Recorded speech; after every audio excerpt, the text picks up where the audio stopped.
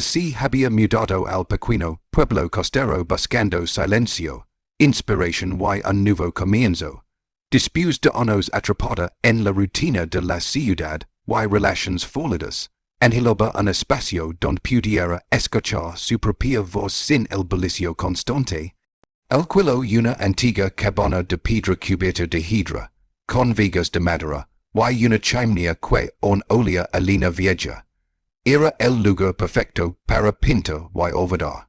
Una tarde, mientras desempacaba sus pinceles y lienzos en la sala principal, notó una corriente de aire inusual cerca de la chimenea. Al inspeccionar más de cerca, encontró una pequeña hendidura en el muro de ladrillos. Uno de ellos parecía estar suelto. Con esfuerzo, lo retiró y descubrió un hueco oculto. Dentro envuelto en una tela amarillenta por el tiempo, había un sobre antiguo, sellado con cera, y con una caligrafía elegante. Para quien encuentra esto, su corazón dio un brinco. No era raro encontrar objetos antiguos en cosas viejas, pero esto tenía algo especial. La tinta parecía haber resistido el paso del tiempo, y el sobre desprendía un aroma leve, como a libros viejos y lavanda seca. Emma dudó por un momento, pero finalmente lo abrió con manos temblorosas. El interior contenía una carta escrita con pluma, fechada en junio de 1925. El autor, un tal James, hablaba en un tono íntimo y poético. No parecía escrita para nadie en particular, y sin embargo, cada palabra resonaba profundamente en ella. Hablaba de la guerra, de los miedos, de los sueños no cumplidos, y de una sensación abrumadora de estar disco. Todo del mundo. Emma sintió como si el autor hubiera escrito cada línea sabiendo que algún día ella lo leería. Cerró la carta lentamente, con el corazón latiendo con fuerza, sin saber aún que ese instante marcaría el inicio de algo imposible. Durante los días siguientes, Emma no podía dejar de pensar en la carta. Había algo en esas palabras que la conmovía más allá de lo lógico. Releyó el texto una y otra vez, encontrando nuevos significados, nuevas emociones escondidas entre líneas.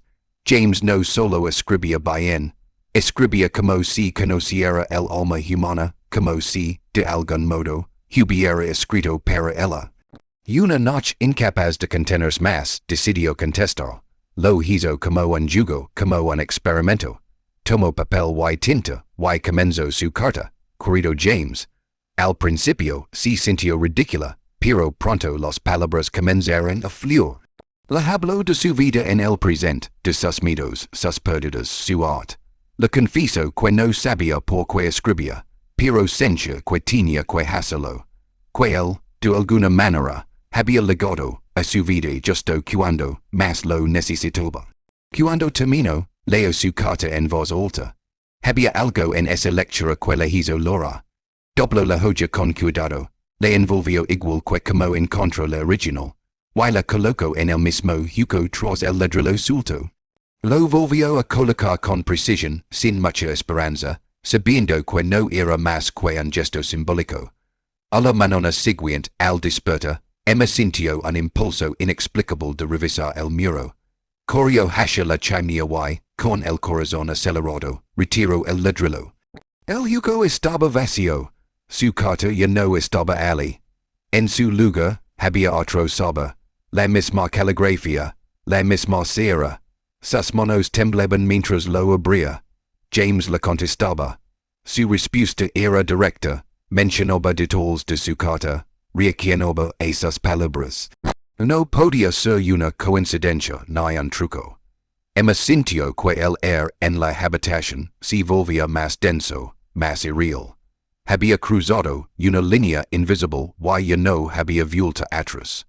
Con cada intercambio de cartas, el vínculo entre Emma y James se hacía más profundo. La escritura de él, impregnada de nostalgia y ternura, comenzó a revelar detalles de su vida. Su participación en la Gran Guerra, su amor por la poesía, su temor al olvido. Emma, por su parte, compasa su vida en el siglo Roman XXI, describiendo cosas que para él eran incomprensibles pero fascinantes. Telefonos sin cables, luces que se encienden solas, ciudades que nunca duermen. Y sin embargo, entre ambos, el tiempo perece diluos. No importaban los décadas que los separaban, los emotions eran reals y actuales. En una carta, James le preguntó cómo era posible que sus mensajes llegaran hasta ella. Emma no tenía una respuesta. A veces pensaba que estaba perdiendo la razón, que era producto de su soledad, de su necesidad de sentirse vista. Pero luego legaba una nueva carta, tan viva y sincera que descartaba cualquier duda. Decidió no buscar explications, se rindió al misterio. Un día, él le confesó que había comenzado a escribir la primera carta como una especie de despedida, convencido de que su vida estaba destinada a apagarse sin dejar rastro. Pero al recibir su respuesta, algo en él revivió. Dijo que, por primera vez en mucho tiempo, tenía esperanza, que, de alguna forma inexplicable, había conocido a alguien que lo comprendía sin haberlo visto nunca. Emma sintió que el amor estaba brotando entre palabras, como raíces entre las piedras. No habían tocado jamás el mismo suelo, y sin embargo, se sentían inevitablemente unidos. Cada carta era un puente. Cada línea un paso más cerca del otro. El tiempo ya no era una barrera. Era solo un testigo de algo extraordinario. Las semanas pasaron y la relación epistolar entre Emma y James creció en profundidad y ternura. Lo que comenzó como una curiosidad se transformó en un vínculo emocional tan poderoso que ambos empezaron a vivir sus días esperando la próxima carta. Sus palabras hablaban de Emma, de angelos, de lo que harían si pudieran caminar juntos por el mismo tiempo. Se describían mutuamente con una intimidad que solo puede nacer del alma. Emma le habló de sus sueños, de cómo había perdido la fe en el amor, y cómo él, con cada línea, le devolvía algo que creía muerto. James, por su parte, escribió que la guerra lo había roto, pero que sus cartas eran como medicina para un alma cansada. Le confesó que en sus días más oscuros pensaba que no dejaría Hula en el mundo, pero que ahora, gracias a ella, sentía que su existencia tenía sentido. Emma logró al leer eso. Nunca había sentido un amor tan puro, tan honesto, sin necesidad de presencia física, sin apariencias. Intrigada por la vida de James, comenzó a buscar información sobre él. Revisó archivos históricos, bases de datos locales, registros militares. Finalmente encontró un artículo antiguo con una foto en blanco y negro.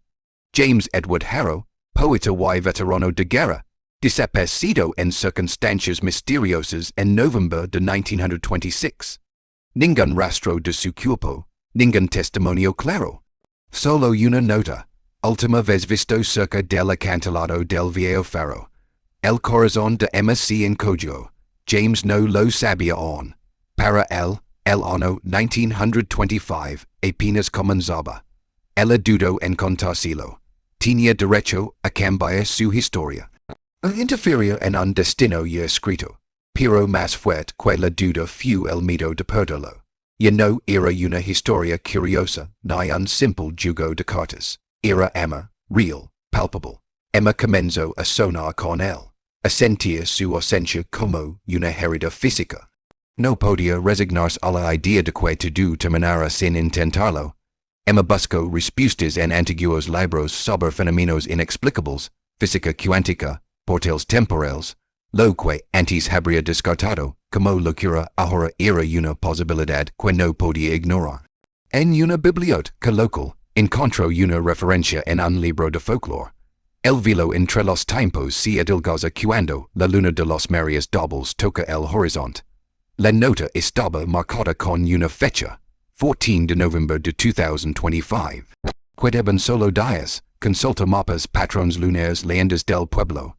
Todos apuntaban al mismo lugar, el viejo Faro en los acantilados, el último sitio don James fue visto. Emma entendió que esa sería su oportunidad. No sabía como ni porqué, pero una parte della estaba convencida de que la conexión que había nacido entre ellos no era un accidente. El universo solo ofrece una rendija, y tenía que cruzarla. Mientras tanto, James, en su tiempo, también comenzó a hablar de una sensación extraña. Escribió que veces, al cerrar los ojos, podía imaginar el rostro de Emma, los colores de su mundo, los sonidos de su época. Era como si algo lo llamara. Ella decidió contar lo que había descubierto, incluyendo su desaparición. Le pidió que fuera al Faro a la misma hora, la misma noche. Él respondió con una mezcla de miedo y esperanza. Si realmente existía la posibilidad de encontrarse, lo arriesgaría todo. Emma vendió algunas pinturas, cerró su apartamento en la ciudad, y se instaló temporalmente en la cabana. Preparó todo, ropa, linterna, cuadernos, y la carta más importante de todas, la que llevaría consigo si lo encontraba. La noche llegó, la luna, enorme y roja, se alzaba sobre el mar. El viento soplaba fuerte, y el faro, silencioso, parecía un guardián entre dos realidades. Emma caminó hacia allí con el corazón en la garganta, sabiendo que, si fallaba, todo habría sido en vano. Pero también sabiendo que no podía no intentarlo. Era ahora o nunca. Lo imposible estaba a solo unos pasos. Emma llegó al Faro justo antes de la medianoche. El lugar estaba desierto, envuelto en una neblina espesa que parecía sacada de otro mundo. Se paró frente a la puerta, sintiendo que el aire vibraba de forma distinta. Cerró los ojos y pensó en James, en su voz que solo había leído, en la calidez de sus palabras, en el amor que habían construido sin tocarse nunca. El faro brilló una vez, luego el silencio. En 1925, James también había llegado al mismo lugar. La carta de Emma le había dado instrucciones precisas, y él los había seguido con una mezcla de fe y locura. El faro en su tiempo también parecía envolverse en la misma neblina densa. Ambos estaban allí, separados por unos exactos, y sin embargo, tan cerca. Hubo un destello. Emma sintió que el suelo temblaba. Una ráfaga de viento la hizo retroceder, y cuando abrió los ojos, el paisaje había cambiado. Los luces del pueblo moderno habían desaparecido. Frente a ella, el faro brillaba con una luz tenue y cálida, como una estrella vieja. Y allí de pie, con un cuaderno en la mano, estaba James, más joven de lo que imaginaba, más real de lo que nunca sonó. No hablaron al principio, se miraron, se reconocieron.